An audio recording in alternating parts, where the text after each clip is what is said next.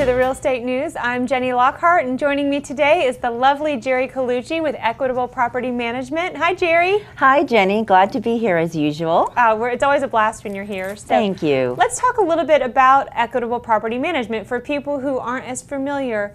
You know, there's a kind of a mix in the industry now of companies that sell and companies that rent, right? So can you tell us, where is Equitable on that spectrum?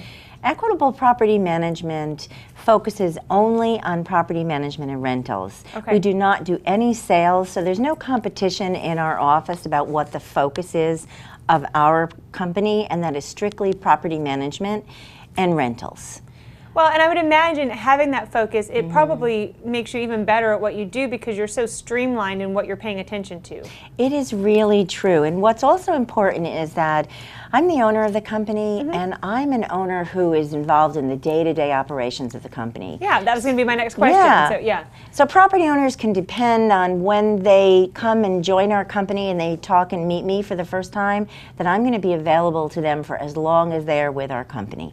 And that we've is talked really about on other important. shows too, like you, just your nature as a person, you know, I mean, I know you outside of here, and you are very much a meticulous, attention to detail kind of person. So how does that come out in your work? Actually, I am very meticulous and detailed, and so that focus of how we do our work spreads out to all of my employees. So we try to cover and be very thorough about not just renting the property, but integrity of the property.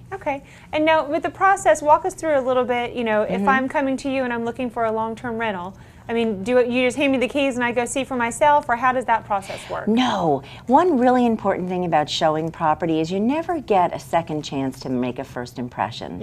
So it is really important that a member of my staff actually takes the potential tenant out to the house, talks about the community, besides just showing them the house in which they live.